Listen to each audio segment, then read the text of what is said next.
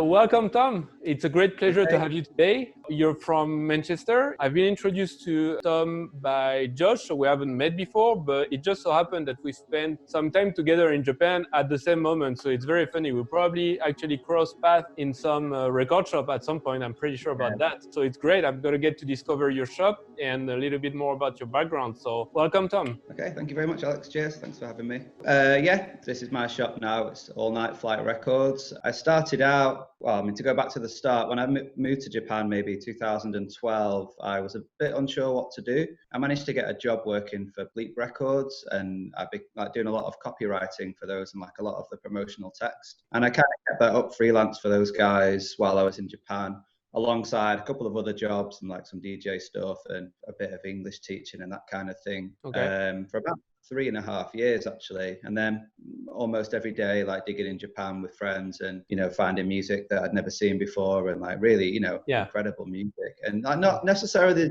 the Japanese stuff, more on the sort of dance music and really weird experimental stuff. So it's a really good education for me out there, find things which you just wouldn't find in the UK. It's very funny. I think for people who've never been to Japan before, it's a little bit strange to hear people who went to Japan talk about digging, because it's not a country that is known for record digging per se by like standard people, but people have no idea the amount of records that are in Japan and the amount of records that are actually from Europe or from the States, but are hard to find in the States or in Europe, that you can find not easily, but that you can find in Japan, and that's already a big plus. I guess it's just their culture as such, they have always been big collectors, and I think when there was a lot of money floating around in the 80s, there was big orders going out there and things just tend to stick around. And I think the reason why things were so well looked after is because Japanese people tend to look after things that they buy, and it's very hard I think in the UK especially, I don't know if you've ever been here to buy records, but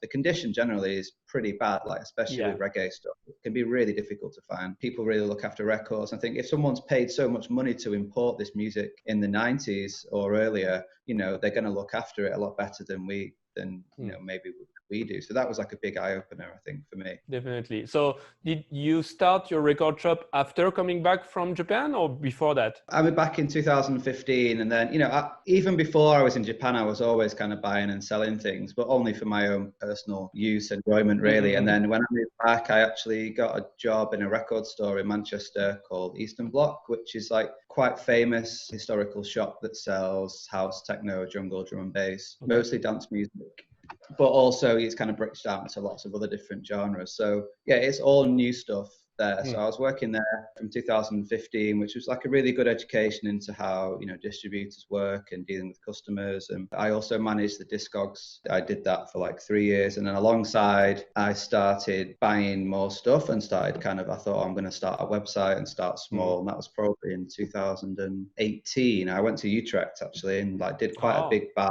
just to kind of get started, on top of some other bits that I had ready to go. I tried to never use Discogs. It's good for some things, but the main focus was always to focus on the website so people could appreciate the curation and maybe they'd find things. I always want to sell music that people might not know, as opposed to sell things that they think they want. That's more interesting to me. So Discogs is great as a universal database, because there is literally almost everything, but not so good for curation, because that's not their job. That's not their main point. We still need people to curate music and to guide people to stuff that are maybe a little bit less known and that are still to be discovered. Yeah, I think that it wasn't from, there was a few people in Europe doing that, but definitely from the guys in Japan, Dubby Store and H.N.A.S store and Cheese Shop as well, the organic music, and these was kind of oh wow, people actually running these really one-man shops, and they're really curating something. You can tell what their taste is, and it's for me that was a really good way to find music as well.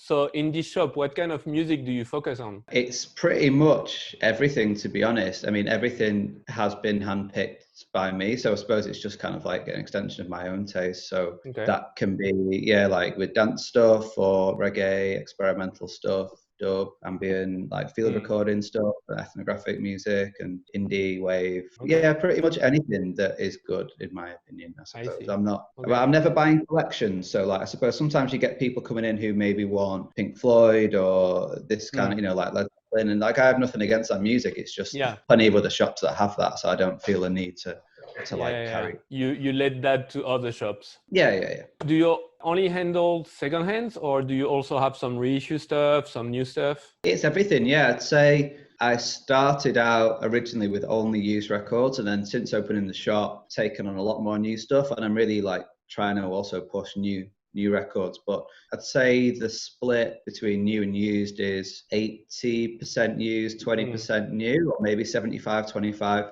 Yeah, that's kind of where we are. And that line will change depending if something's good. I only tend to deal with like directly with labels or directly with artists or like small indie distributors. So if people want to come and visit your shop, what are your opening hours? Currently Thursday to Saturday, 11 a.m. till 7 p.m. and Sunday 12 till 5. Monday to Wednesday, I'm usually here anyway, like doing either the writing or the post. And it's sometimes easy to do that when the shop's closed because, I like to chat to people. And if someone comes in and wants to talk for an hour, then I kind of forget what I was doing. So it's good to focus. So yeah, if someone wants to come on those days, just like maybe hit me up and check if I'm. Do you still go on digging trips sometimes overseas? Yeah, like a lot. I mean, I'd say the majority of my stock comes from other countries. So what are your favorite places in the world? Budapest, really good. Like I had a really good trip in Hungary a couple of years ago. Like I got like quite fixated on Hungarian music for my own personal enjoyment a couple of years ago. And then, went out there, made some good contacts and got some really good records. Where else? Well, Moscow was really good.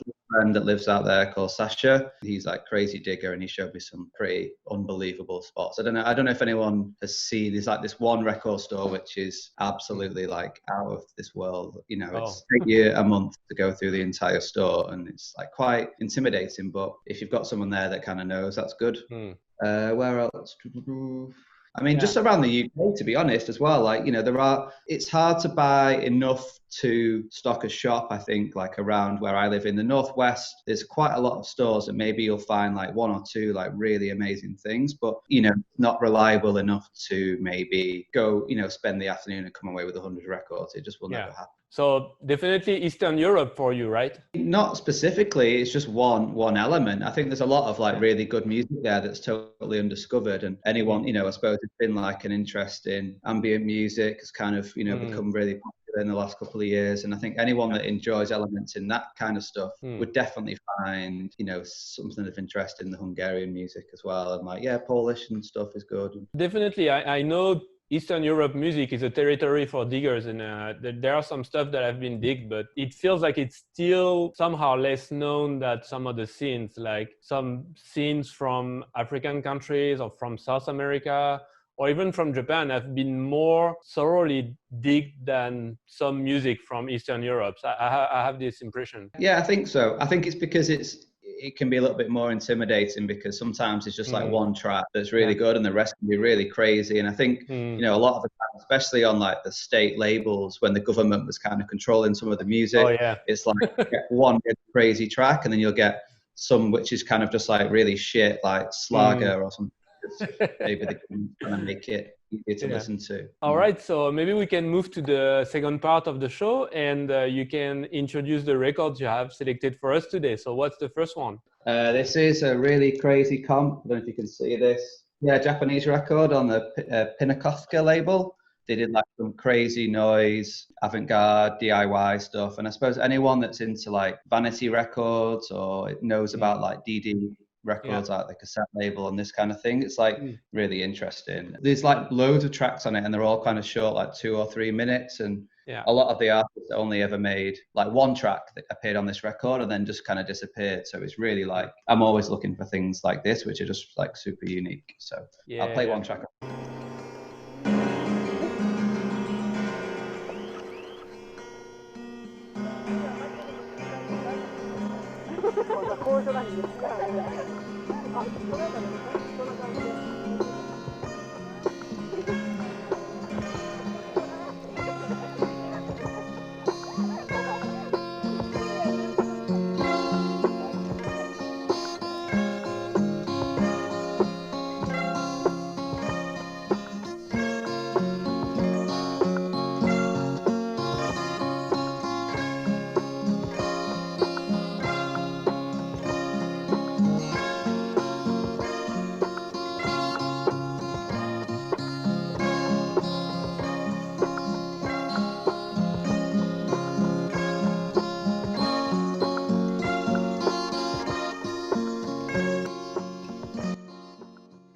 So how did you discover this record originally? Is it while you were in Japan? Yeah, actually, my friend found a copy. He also lives in Japan, Adamoko. I know Adam. Maybe, yeah, a couple of years ago, he put me onto it, and yeah, definitely something that, you know, my kind of world. And yeah, I found a copy. I've actually found two copies. This is a shop copy, and then I kept my own. But yeah, it's something that maybe you can find in Japan if you're maybe lucky or looking a lot. Based on how you described it, it sounds like it's a pretty rare record, though. You don't have a lot of information about it, like about who produced it and what they produced before or after this project. Yeah, I mean, the label's kind of well known. Like they did other stuff like H.N.A.S first record came out on that label, and it was like a live house in Tokyo. So yeah, like the Pinnakoffka label, like well known for that kind of like, you know, obscure DIY noise underground kind of thing. Yeah, it's definitely hard to get hold of. Like, you know, it's pretty ridiculous. How did you get into that kind of sound originally? Because for me, it's like this scene, the noise, DIY, experimental, it's always like all or nothing. Some tracks are really, really good, but some other, I'm completely hermetic to it, you know, like I just can't get into it. And I find it a very polarizing style of music. It's kind of hard to dig because you can dig a lot of things that you would really hate. And at one point, maybe you'll find a record that have like a crazy good track on it. And I found it personally very like technical, musical field to approach. What was your entry door to that world? I don't know, good question. Never really thought about it, to be honest. I mean, from quite early age, I was into like Throbbing Gristle, Psychic TV, Coil, and these kind of like UK industrial bands. But I mean, I suppose a lot of it can be to do with the context of the music and how it was made and like the ethos of how it's being made, as opposed to like, oh, this is something I want to listen to in the car, or like, oh, if my family come round, I'm not going to like put on a noise record. But like, I appreciate the context and like the ideas behind how it was made. I mean, of course, the music as well can also be enjoyable. It's like if you get the complete package, and that's ideal.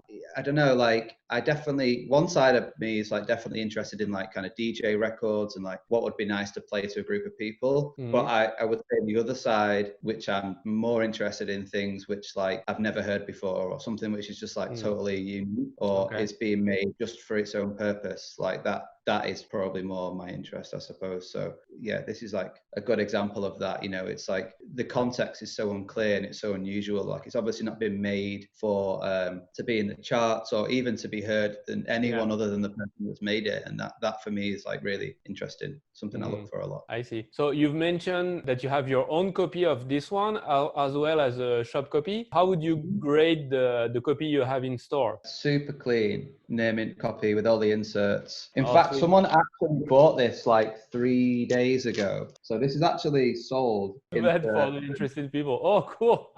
There is a pamphlet from, who is it? Is it Stalin? It does a bit, yeah. I don't think it is though. Hang on. I don't think it's Stalin. Yeah, maybe not. I mean, if it's a record from Japan, I don't think they're friend with communists a lot.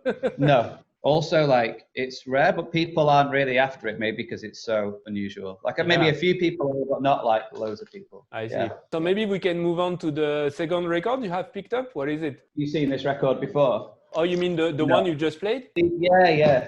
No. You've mentioned Vanity Records, and I've been after a few Vanity Records, but you never see them, and when you see them, they're like so expensive. Yeah.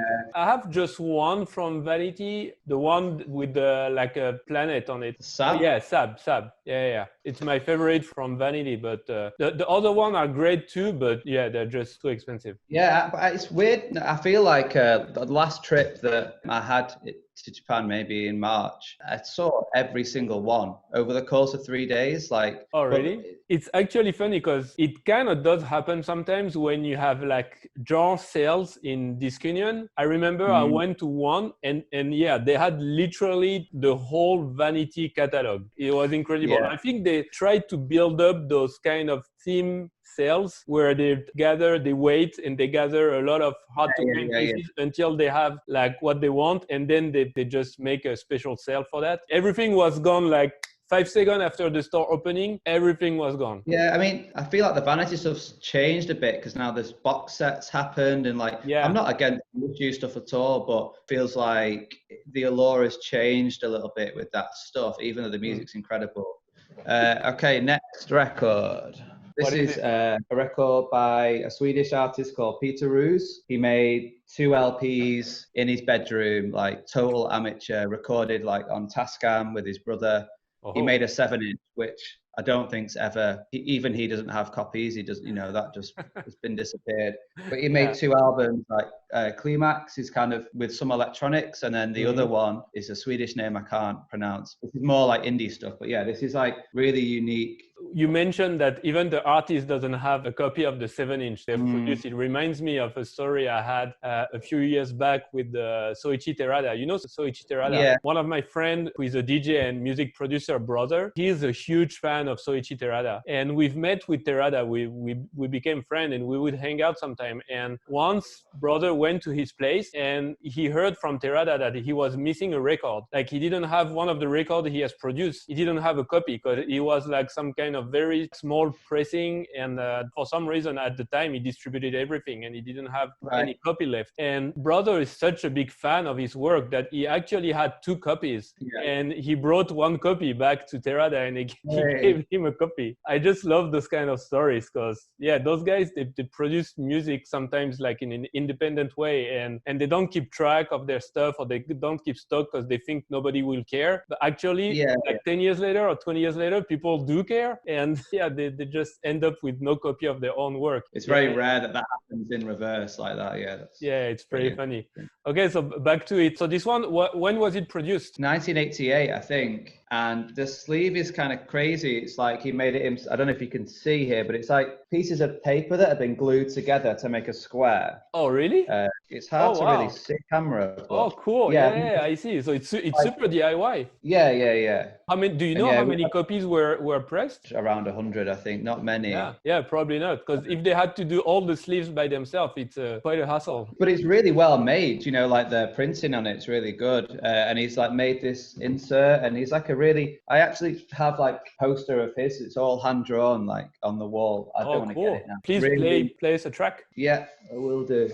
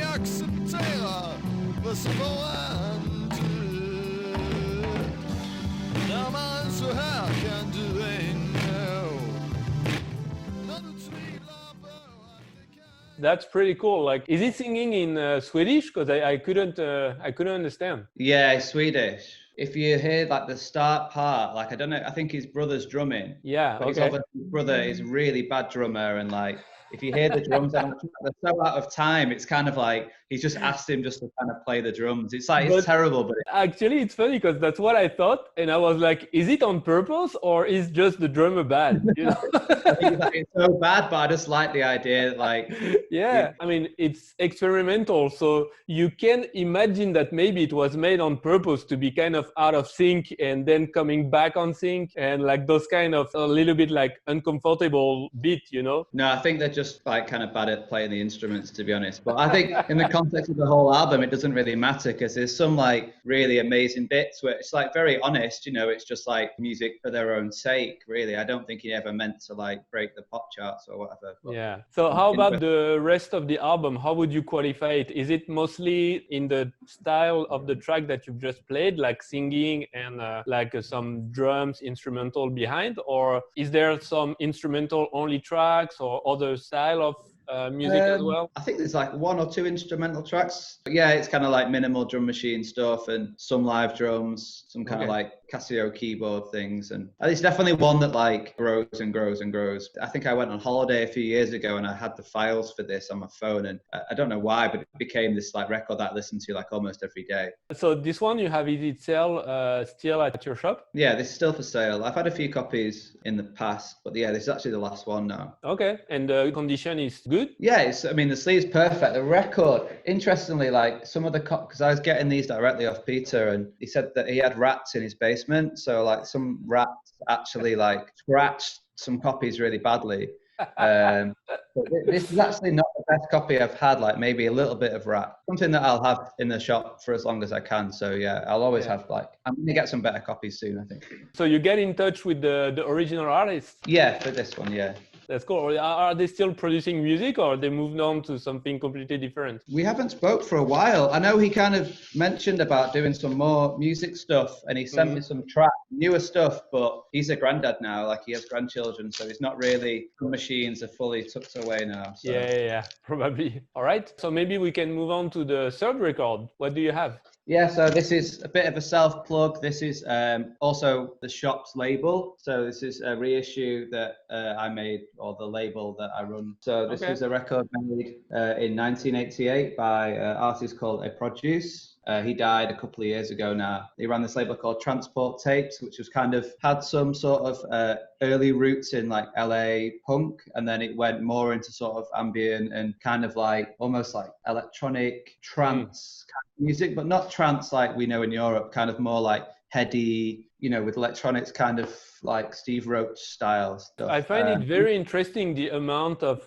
artists who started in a punk band and then who went kind of like post-punk, new wave, and then more electronic.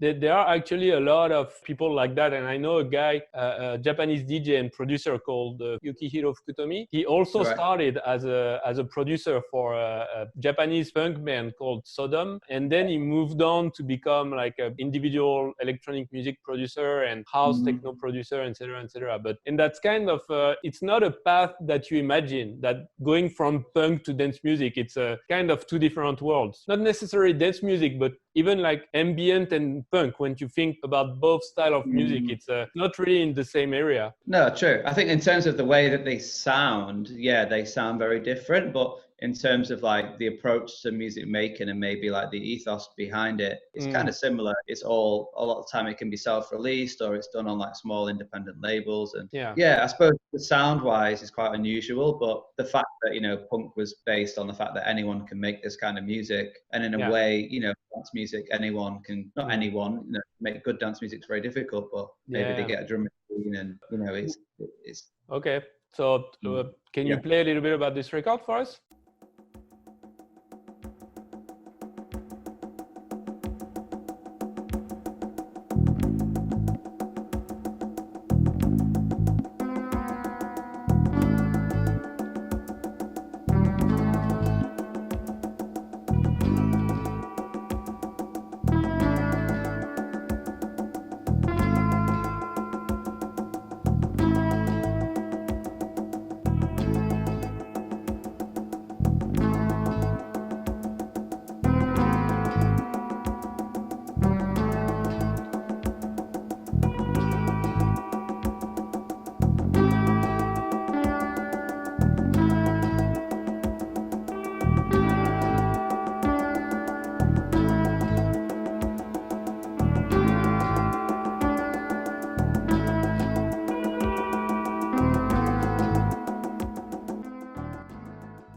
I really like this one. It's really in my in my zone. Yeah, I think it connects a lot of different people because there is like the sort of new wave element and like post-punk, sort of the ambient stuff as well. It's like surprisingly accessible record, you know.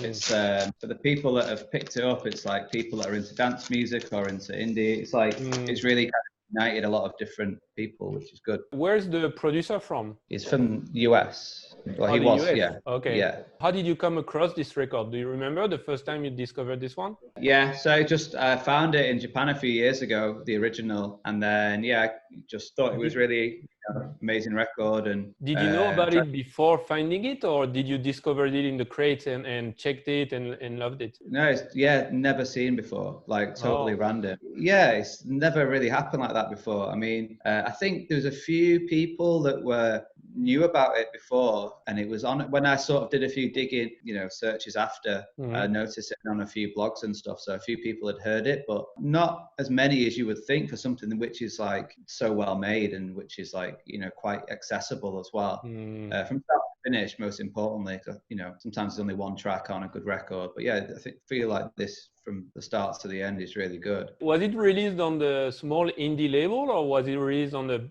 bigger label? How did you manage to get to reissue it, since the guy you told me he's dead, right? Yeah, he died. So he ran a label called Transport Tape, so it was technically self-released. So Transport was a big tape label, but they did this record, and I think, did they do another? I mean, it was mostly tapes. Like Scott Frey was on there, and even did a release with like Timothy Leary, and it's kind of like this West Coast experimental scene. I actually got in contact with the guy called Bruce Litcher, who he did the artwork for the record, and he's still pretty active. He was in a punk band called Savage Republic, and he's still pretty active, and he's still making sleeves, and he was still in contact with Barry Craig's wife. So that was the way.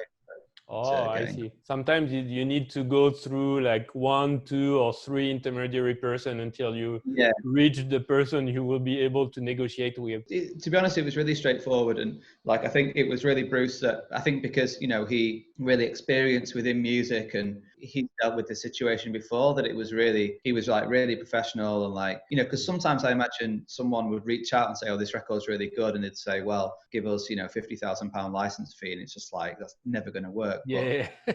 In this case, like he was totally realistic from the start, and he understood it was still quite an unusual record, but yeah, I'd say if it wasn't for him, it probably wouldn't have happened, to be honest. He was really helpful. Did you manage to find some of the original when you got in touch with them? Did they still have some dead stock copies? No. Yeah, but do you know what? Like that, it wasn't even an expensive record. I don't know if I wouldn't say it's because of the fact it's been reissued, but the price has gone up quite a bit now. But, I think there was a time where it was just very hard to find a copy for sale. But if you found a copy, it would be like £15. Like, I think I paid less, maybe like €10 for this when I found it first time. I really love those records that are super rare, but that have not been yet under the spotlight. And for that reason, they're priced very cheap, like sometimes €10, €20, even €30. But once they're under the spotlight and people realize how good and how rare it is, then the price just goes like through the roof. Yeah, I'm a little bit at odds with the whole reissue thing, and like I don't like the fact that some things kind of get reissued because they're expensive. I think that's beside the point, really. Even though there are some really good records that are expensive, but not that interesting for me. But yeah, I suppose the price has gone up on the original on this, but that can't be helped, I suppose. All right, maybe we can move to the fourth record. Okay, next one. Really big seller at the shop at the minute, which is great. This is legendary UK Digidub from Mixman. He ran a label called Mix. He makes like really good kind of like, if you like the Jar Shaka stuff, like really amazing. And yeah, it's just something that is kind of popular around here at the minute. So I thought I'd give it a play.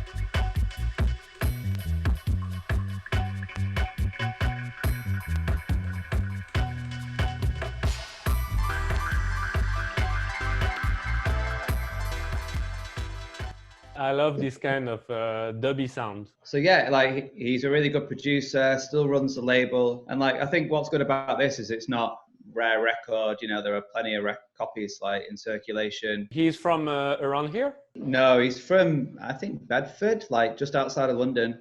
He runs a website, blackermix.com, and still like really active. And yeah, it's like pretty popular with a lot of different people. So yeah, it's a good one to have for a shop. He ran this thing. So on the label, it's like the dub series. He did 4 records. This is the last one actually. And yeah, it's very like kind of, you know, heavily electronic and like kind of quite heady, like deep. I'd say all his records are like definitely worth checking. Like, I mean, a long time ago, he was like my entry point into this kind of music, I suppose, with the more obvious reggae stuff, but definitely in terms of digi-dub and dub, I feel like that's really a big part of UK culture, like West Indian music. And if you're into techno as well, it's like hugely important for techno. Most of the major dance music, and like when I say dance music, I even include like hip hop and stuff like that. But let's say all the music that have been produced using electronic machine, like drum machines from the 80s, like there is such a huge impact from the West Indies community, whether you talk like dub or acid jazz or trip hop or garage house or two-step. Yeah, it's incredible. Yeah, it's great. There's just been this like sort of back and forth between the whole thing. But yes, I still think that this, you know, the Mixman stuff is some of the best. I mean, there's a lot of like really rare digi-dub stuff as well. Sometimes there's some really unusual stuff which is cool, but still like this, it's still around, like really, you know, available, good quality music is still around, and it's not only for collectors. Like anyone can buy this stuff. It's good. All right, so do you have a 5th record? Yeah, this is a band called H.N.A.S. Like many people familiar with them. It's a German group, and it's led by a guy called Christoph Heeman. And they have some connections to like Nurse with Wound and this sort of like, you know, UK avant-garde industrial world. But it's like a really unique blend of folk, industrial music, weird collage stuff, and yeah, sleeves handmade by those guys. Like it's every single one is completely different. This one's got a picture of a deer on. They are all literally different, or they have like several series for each picture? I mean, I've only ever seen one, but I've never seen 2 the same. So 177 copies. So it is, you know, like seriously rare, and it's probably something that I'll never see again. When was this record produced? 88, I think, like late 80s. Yeah, it comes with cool insert with drawings on, fish. But yeah, again, this is just like this world that I'm quite interested in, which is, you know, when so many different genres combine, but it's all very DIY, and, you know, they're only making it for themselves in a way. I think that kind of a common theme with all this stuff. But I think I see that like limited pressing, DIY stuff, experimental, that's your digging area. Yeah, I mean, that's just an area of interest for me specifically.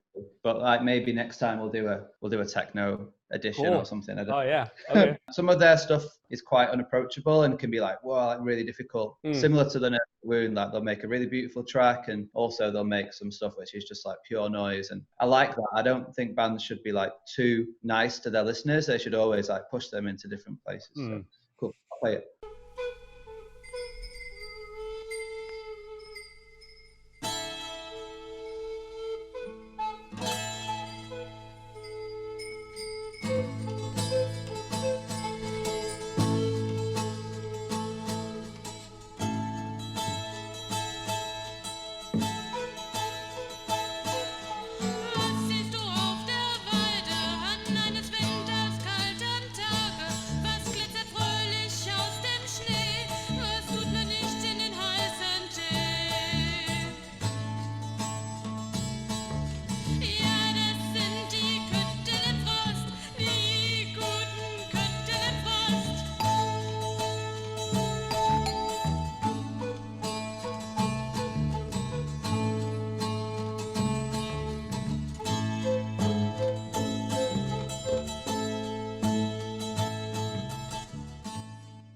I kind of like the instrumental vibe. The voice is a bit more difficult for me, but I like the instrumental. It's funny because it really feels like it was produced in the 70s. Yeah, it's got that sort of acidy folk sort of feel, definitely. Yeah, exactly. But yeah, you'll get like, I think especially with this band, there's pretty much like every single genre you could imagine kind of gets mixed up, and it's got this sort of like Dada influence, which again, I think it's just interesting to find these bands that are so unique and completely have their own rules. And I suppose like ethos of this shop is to always just find things that, I mean, the reason I do this is to find things that I've never heard before. That's like my motivation. So I suppose these is kind of like as far as it's gone. All right, cool. So, yeah. And this one is still in pretty good condition. Is it your personal copy, or is it something you have for sale in the shop? No, it's for sale. It's in the shop. So yeah, everything's for sale apart from the first Infecund thing. And it's still in pretty good shape? Yeah, it's perfect, near mint with the insert. It's a good collector's copy. All right. Well, then I think that closes it. Thank you very much for joining us today. That was a very interesting selection. I've discovered a lot of stuff that I didn't know, obviously, because